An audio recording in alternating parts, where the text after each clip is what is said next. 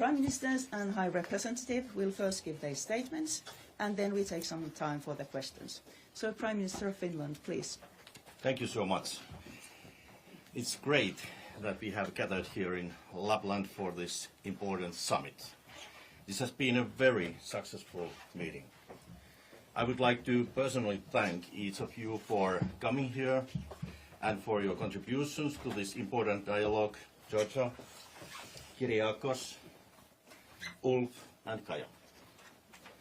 We have had excellent, constructive and deep discussions by the fireplace. This could have never been possible in Brussels at the formal European Council meetings. We focused on the key issues such as European security, defence and migration. We discussed that the security situation in the Nordic region and the Mediterranean, as well as migration challenges in southern Europe. We heard presentations from Commander of the Finnish Defence Forces and Finnish border guards. It was very useful to deepen our understanding of one another's perspectives. We have increasingly aligned on key issues. On the security situation in the north, I have stressed over and over again the fact that Finland has 1,340 kilometers long border with Russia, which is an external EU and NATO border. It's longer than the road from Brussels to Rome. Securing that border and responding to challenges such as instrumentalized migration is an existential question for Finland and for other EU members and NATO allies. I wanted to show, not just tell about, the conditions in which we are doing it every single day. On border challenges, we have deepened our understanding of how the challenges differ across regions. In the south, proximity to African continent and the Middle East region presents challenges.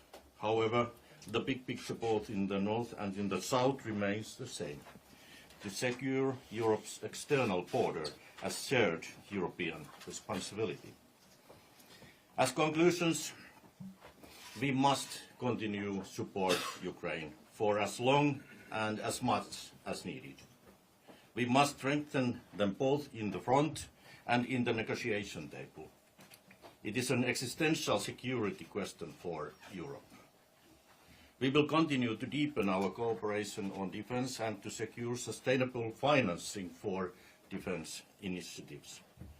Europe's defence must be strengthened by all possible means. We must explore all financial options. And finally, even though it is the busiest time of the year for him, Santa Claus came to visit us and greet our guests.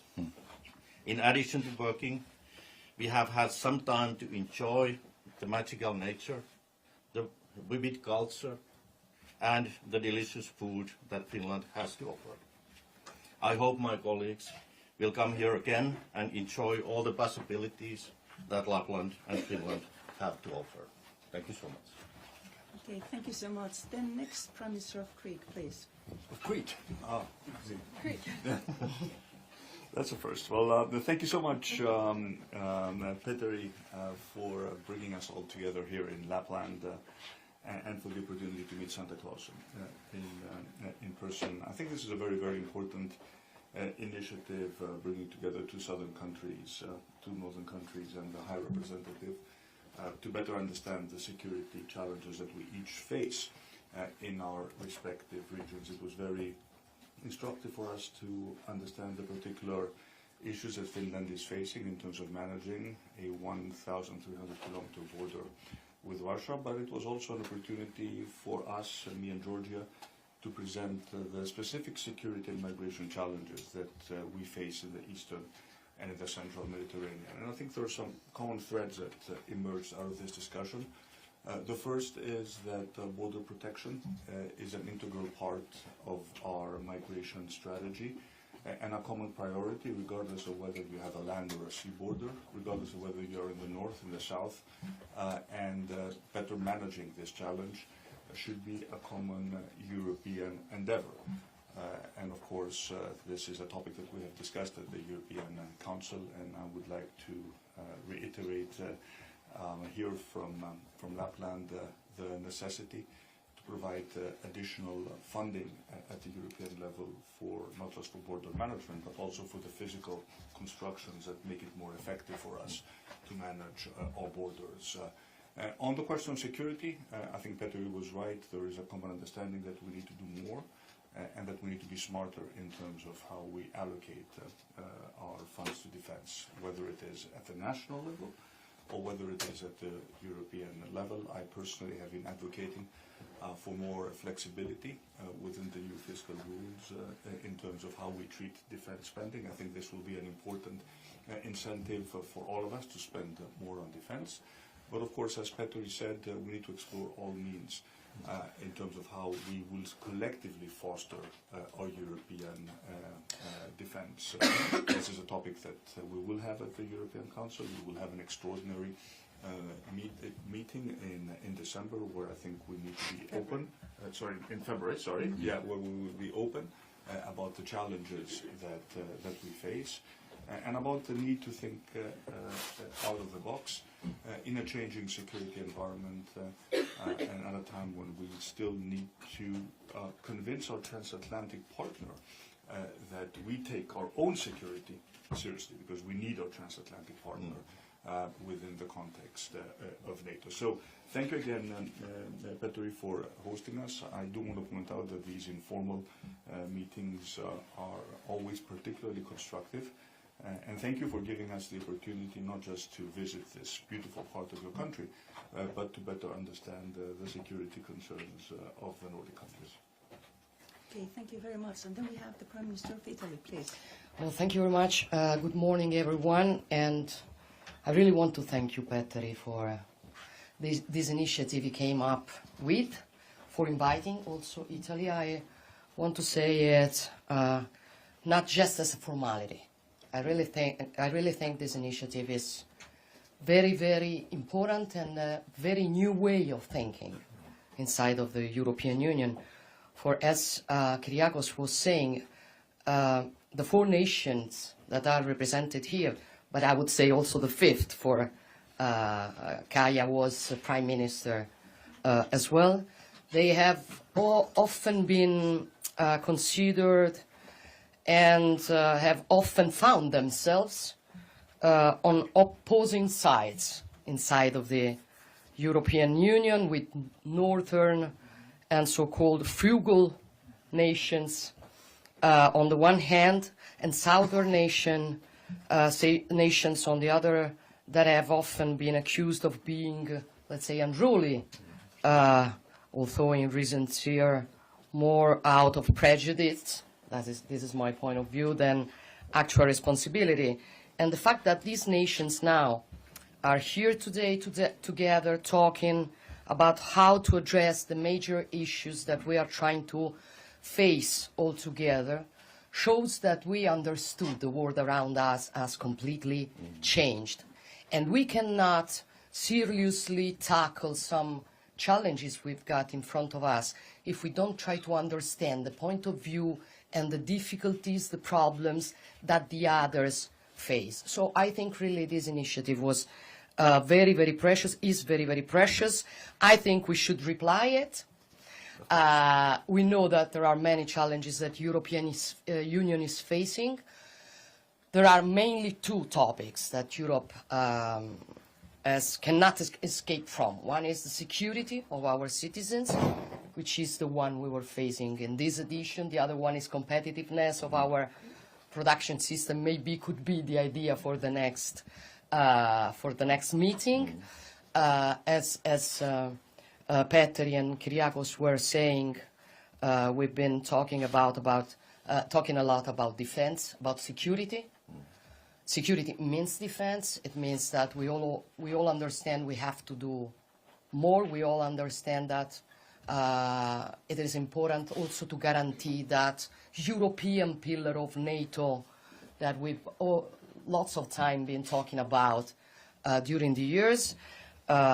NATO remains absolutely the cornerstone of our security, all the more after the accession of Finland and Sweden, and it must be able to look not only towards its eastern flank, but also towards its southern flank. But security means many other things.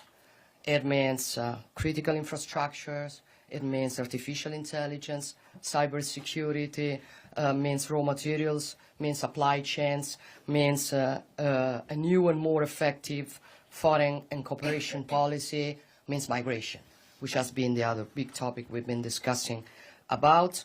Over the years, tackling the issue of illegal immigration solely as a solidarity-based debate was a mistake, in my opinion, as this matter is precisely a matter about security.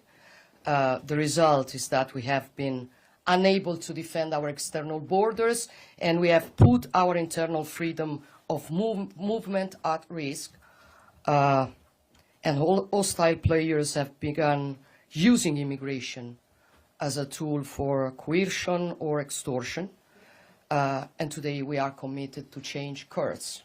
We want to defend our external borders, and we won't allow neither Russia or the criminal organization to undermine our security. So I think it was very important. Petteri, thank you very much. This was a very clever, very important initiative. I was proud that Italy was invited, and you can always count on me and on Italy. Okay, thank you so much. You're welcome. Thank you. And then Prime Minister of Sweden, please. Thank you so much, and allow me as well, Petteri, to say thank you very, very much. Very constructive discussions in a very constructive group of people. I think this unique geographical mix of countries gathered here is really useful and helpful, blending northern and southern perspectives on the same security concerns. That's Europe at its best. Just a few words to add on. Security, Russia's war of aggression remains the top priority for us and for the European NATO countries as well. Peace through strength needs to be the dogma, needs to be the idea when we go forward. And this specific week we have also taken steps together to constrain the Russian shadow fleet. I think even further measures against the fleet are needed to be able to protect our coastlines and target the Russian economy. On preparedness and resilience, I think the complex and simultaneous crises we nowadays are more and more used to face, they also emphasize the need to strengthen the EU common preparedness. Emerging hybrid threats from covert sabotage, for example, or the instrumentalization of migration, they both require urgent attention. There are also very good reasons for Sweden and the other Baltic Sea countries to take the damaged underwater cables very, very seriously, and we are doing exactly that right now. Finally, on migration, I think it's important and encouraging, actually, to see this increasing number of EU member states recognizing what we here have already concluded in this group. Uncontrolled immigration without very effective integration simply doesn't work. And nowadays, more or less every country realizes that. And I really, not least, warm thanks to you, Georgia, for emphasizing this every meeting since you took office. I think this growing consensus also is important and should be leveraged now. We need to act faster and we need to go further. Concrete measures from the European Commission is now required, and we had a discussion with Ursula von der Leyen the other day as well on this specific matter. Finally, it really doesn't matter whether you reside in the north or in the south of Europe. Illegal migration is a shared challenge. The precondition for open internal borders is controlled external borders. It is as simple as that, and as difficult, honestly, as that. So it's extremely valuable to come together like this and explore how to show leadership in areas where we all have unique roles to play. So once again, thank you so much, Petri. Thank you so much. Thank you. And then last but not least, EU's High Representative, please. Kiitos Petteri kutsusta. Thank you for these excellent discussions, dear colleagues. I think this was really very good to sit down and discuss about these issues. Before I begin, I also want to say, express the sadness of the events that happened in Magdeburg in the Christmas market. So our thoughts go out with the victims and their loved ones. Coming to the summit, so the main topic was security through different aspects. So I think what is fundamental is that Russia poses a direct threat to European security, but security comprises of different elements, and they are different in east, south, north, and west. But we can tackle these issues if we act together. I think this is also fundamental. Security concerns, we can tackle them by investing more into defense, and we discussed how we can do that. Of course, it's not easy. We know these discussions that we have on the European level, but we need to continue this and shoulder more responsibility. We need to find the ways, because to prevent the war, we really need to do more on defense. We have to invest in critical capabilities. That is also very clear. We see all across Europe different hybrid attacks, whether it's sabotage acts, we see cyber attacks, also dangerous shadow fleet, GPS jamming, and damage to cables, but also weaponizing of migration. And of course, it's not always only weaponizing migration by the malign actors, but it's also the criminal organizations that do it. And all these issues strain borders, resources, and also our shared security. So we must be proactive. Also in stabilizing the regions of origin when it comes to migration, not just reacting to the pressures at our borders. What I want to stress is that when people are asked what they like about European Union, the first thing they say is free movement of people across Europe. But we can't be both borderless inside and out. That means we need to protect our external borders. And again, I think together we can tackle these issues. Thank you very much for these discussions. I think we had a lot of thoughts to elaborate further, and these also thank you for the Santa Claus. I think we have been good kids because that was nice. And thank you for the excellent welcome here in Lapland. I hope this is not the last time we do it. Thank you. Kiitos, Petteri. Okay, thank you very much. Now we take some questions, and journalists, kindly present yourself and your media when making the questions. And we start with the biggest group of journalists, that is Italian. Go ahead. Of the world.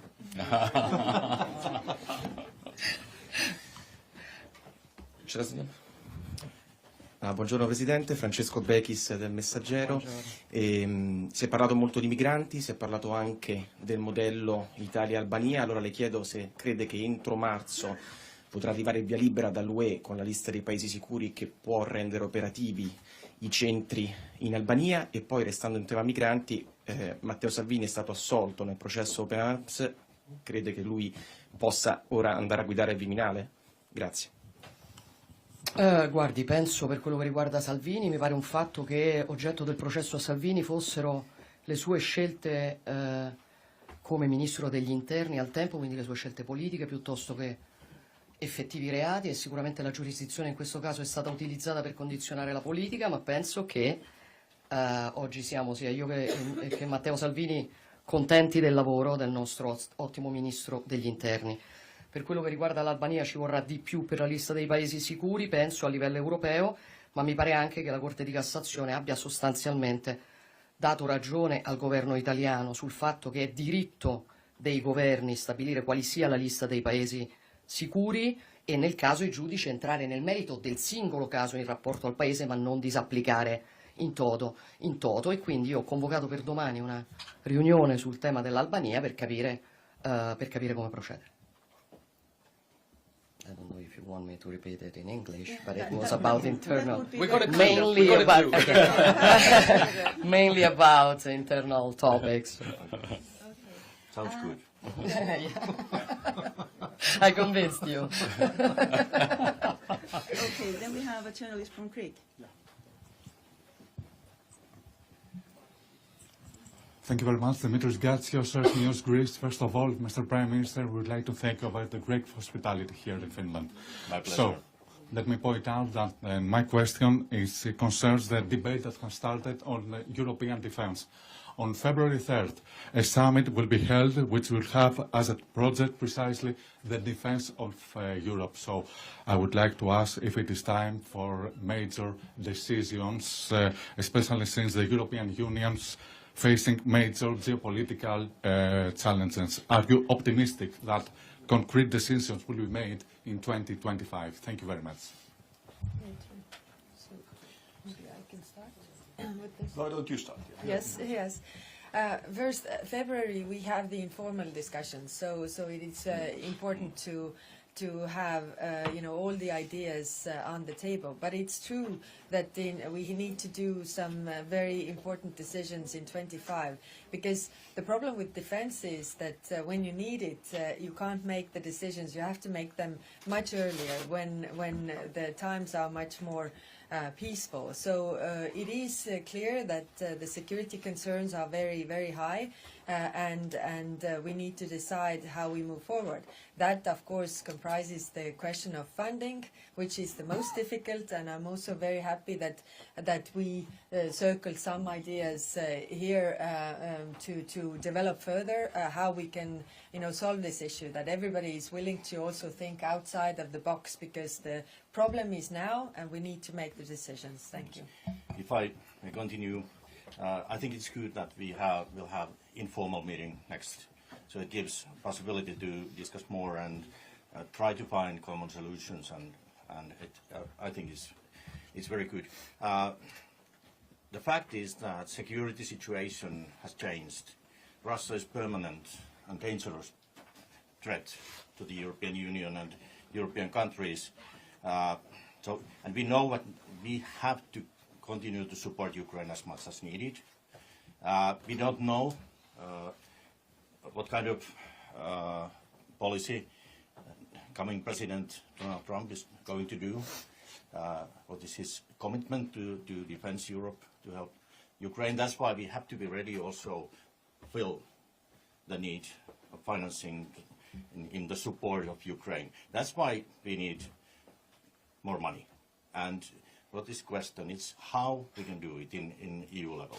It's clear that in national level we have to increase spending. And now we have same discussions inside the NATO. This is a huge question, but we have to find solutions in next spring. I don't want to add to repeat what my colleagues said already. I think this answers say also how useful this meeting was. For the occasion we had to talk in a very open way, thinking out loud and sharing our ideas with the colleagues and understand which one could be the other point of view. That makes a difference. The problem is, first of all, we are discussing a lot these weeks about what will happen with the new President of the United States. But as I've been saying already, our main question has to be not what the Americans should do for us, but what we have to do for ourselves. So the topic is, we need in any case to strengthen our capability in defending the security of our citizens. We know we are all committed in that. We know we need tools to do that. We've got our strategies. We have to pursue them with the right tools to make it. We have maybe different starting point of views. We can find in the midway to find a solution which is useful for everyone. If I just may add on one thing, I think this is the bad security situation is a very good reason for us to start informal, but also to end up in formal decisions on this complex triangle of responsibilities. We have national responsibilities for our own national defense. That goes also in the Article 3 of the NATO Treaty. We have an increasing demand for European communalities in different terms of defense. Preparedness is one good example. Borders is another example.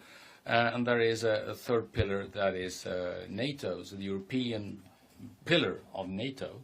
So it's important to make these three different responsibilities to complement each other, not to compete with each other. And all of these efforts are, as George has just mentioned, needed to be done in a way where we don't ask the US to increase their protection of us, but what can we do to increase our protection of ourselves?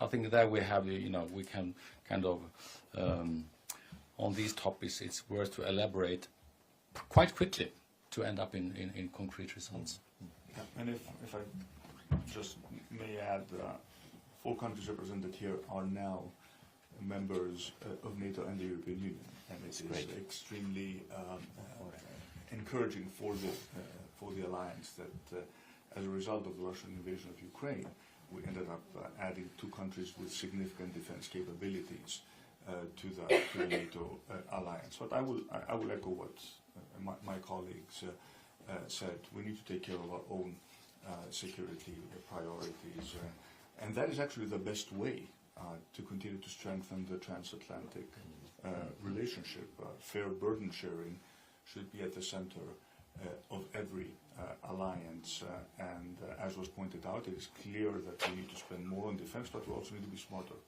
in terms of how we allocate these funds, which means better interoperability, common standards, more cooperation within the European defense industry, which, as we know, is currently quite fragmented. And I was quite happy that we have made progress in terms of thinking outside the box, not just in terms of how we will increase our own national contributions, how we spend more on defense, but also what can we do at the European level. Greece is a country that already spends more than 3% of its GDP on defense, and we have done so for many, many years. So we never actually benefited from the peace dividend after the collapse of the Berlin Wall. But now we're in a different security environment. We all need to step up.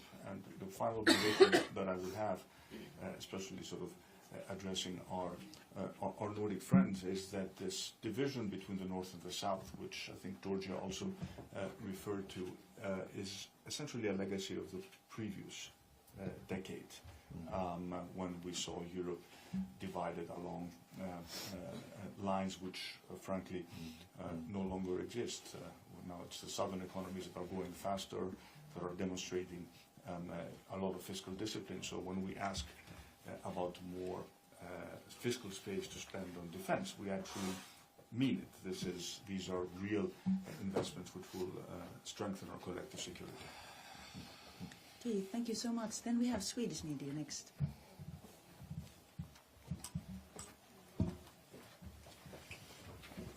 Hi, Oscar TT News Agency from Sweden. There have been reports on Trump wanting the NATO countries to increase their defense spending to 5%. What's your thought about this? Since you're a Swedish journalist, I'll start. Well, yeah, let's start the negotiation here. No, honestly, I think there is a lot of rumors going on, a lot of reporting on what someone might have said to someone that might have recalled. So basically, let's stay calm. We are all curious, of course, on the new American administration. They will start their formal job in January 20. I think what we just said is obvious, that European countries individually, most of us, and collectively need to strengthen our defense. And let's do that. And let's do it partly because we cannot in the long run ask for the US to be the kind of the main sponsor of European defense.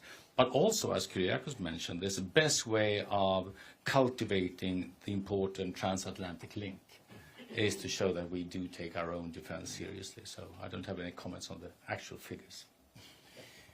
It was 2018, on Trump's first period, he visited in Europe and he said you have to spend more to defense. He was right. He was right. And I think that, and we have seen that he has done the same again. You have to spend more, and he's right again. But what is a number? It is not a question of number. It must be based on security analysis.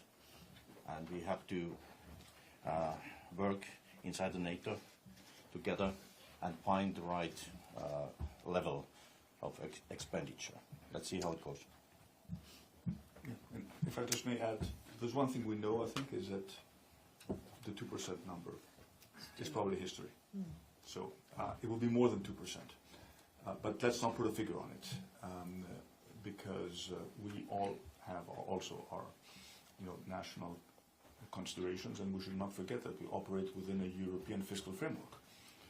And whatever we do resonates within our position as members of, in this case, as members of the Eurozone. So we know we will need to spend more than 2%, but it will become very clear, as we've said, once we interact with the new president, what is the figure that we will agree on within NATO. Okay, then we have the Finnish media. Thank you. I'm Päivi Lakka from the Finnish public broadcasting company, Yleisradio. My question is about Russia. You have been discussing Russia and other security threats this weekend, and the Finnish media would be interested in hearing how each one of you sees the threat of Russia for today's Europe. And regarding the threat of Russia, Finland considers abandoning the Ottawa Agreement, forbidding the use of anti-personnel landmines, and we would be interested in hearing from the High Representative Gallas if the European Union would have an understanding for a decision like this. So question to Gallas about the Ottawa Agreement, and then Prime Ministers, how you see the threat of Russia for Europe. And if I could kindly ask Prime Minister Meloni to start. Yes, so I can answer also to the previous question, saying that, in my opinion, about Trump, we should not follow the rumors.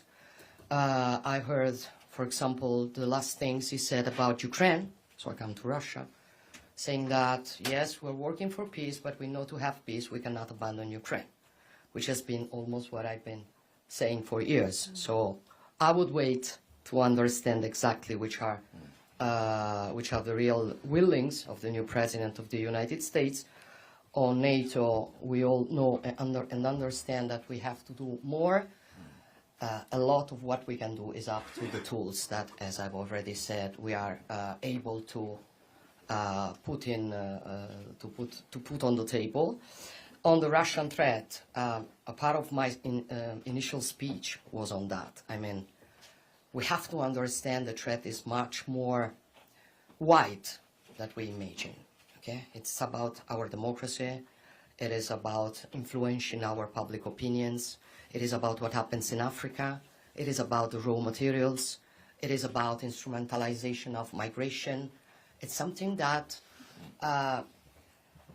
we need to know is a very wide idea of security, how to guarantee that security. And indeed, what won't stop. It's not only about the war in Ukraine on the ground. It won't stop. And we have to be prepared. It's about Russia today or maybe about another tomorrow. We have to understand that peace and security that we've known for years and we've been given for granted is not granted no more. It's not the case. So that is why today's security and competitiveness, which is another part of this topic, are the main topics on which European Union has to work together with a very determined and concrete way of moving.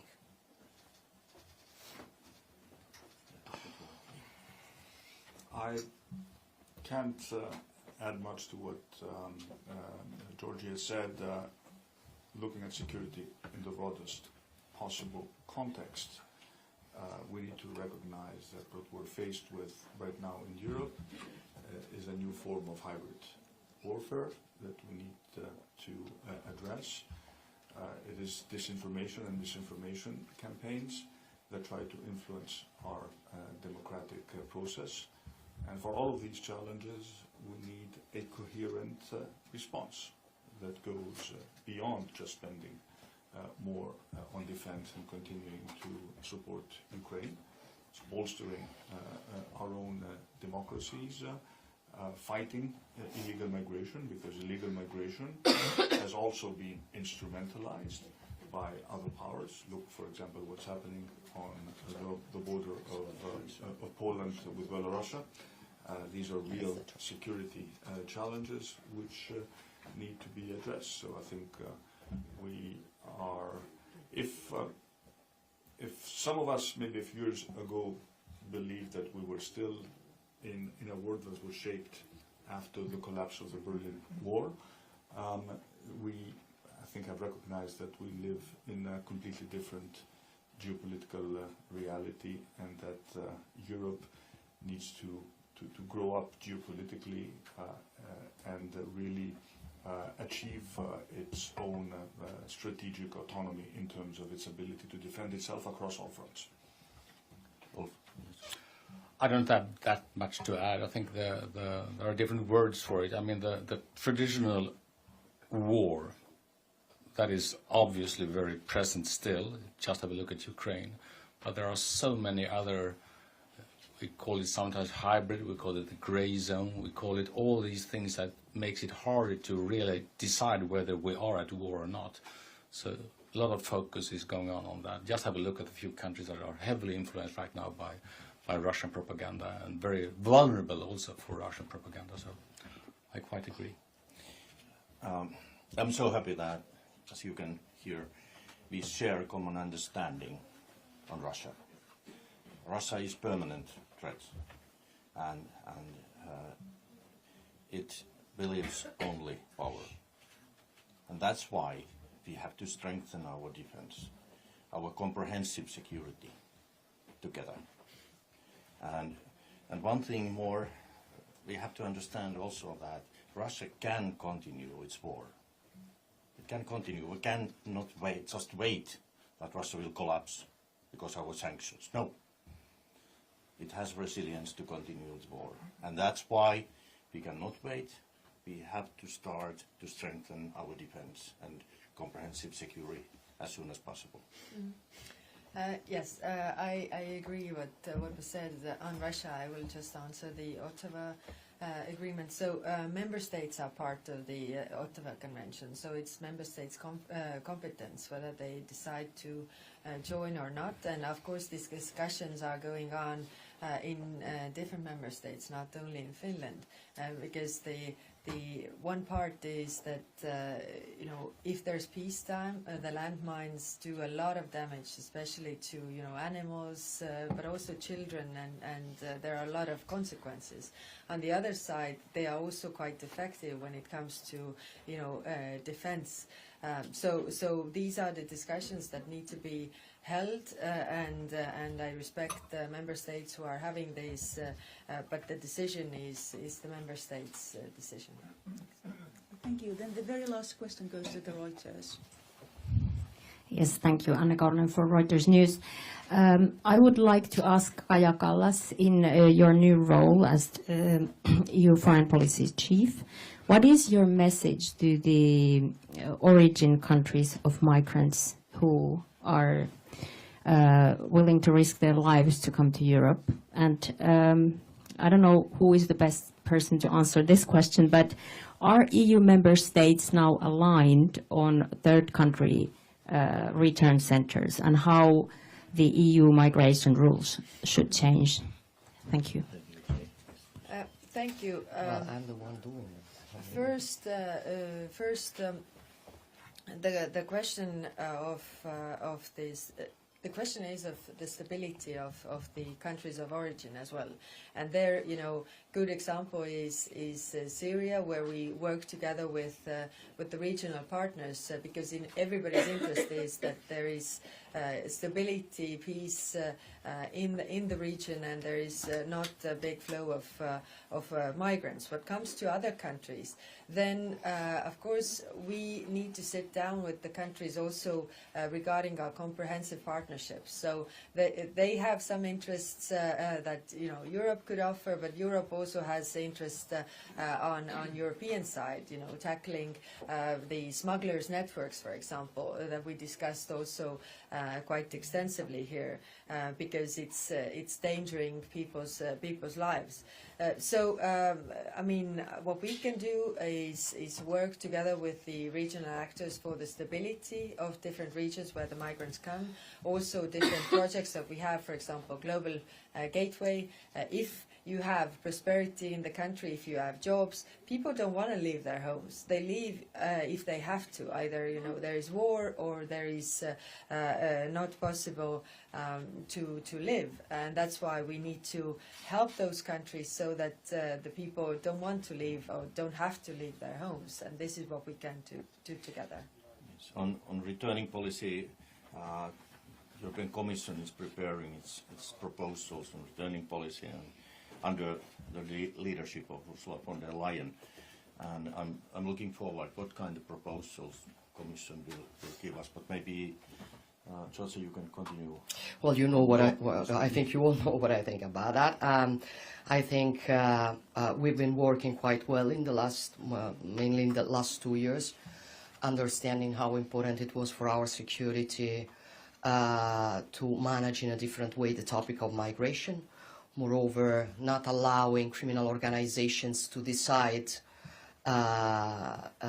who could enter or not in our countries. What we understood during this meeting is that our borders are very different one from the other, so they need different tools. What happens here in Finland when where maybe it is can be useful offense, you cannot do it in the Mediterranean, where we think that the most important thing is to work with the African countries, with the nations of origin and transit. You know that I've been pushing the European Union to make some agreements with those countries to help them. It's not about the last countries, let's say Tunisia or like that. We have to go behind to the countries of origin, and it's a work that we are doing with Ursula von der Leyen. Then I think the rules of the new pact help a bit more the nations to tackle to face this problem. There has to be a better better response on returns, and as Petri was saying, we are all working on it, and we have also here to think out of the box. Italy has been the first country making an agreement with a country outside of the European Union to process the requests of the migrants. We're having some problems to interpretation of the rules, of the previous rules and the new rules that we are overcoming in the last days. That was the answer I was giving to the Italian journalists, and I think that is a new way of facing this problem. The criminal organizations, they ask for 5,000 to 9,000 euros a migrant, with the promise they will reach Europe. What if they cannot guarantee those migrants they will reach Europe? That is why the traffickers are very angry with this initiative, and that is why I want to pursue this initiative. Okay, thank you so much. Have a nice day and safe flight back home. Thank you. Thank you all. Merry Christmas to all. You didn't invite Santa Claus to the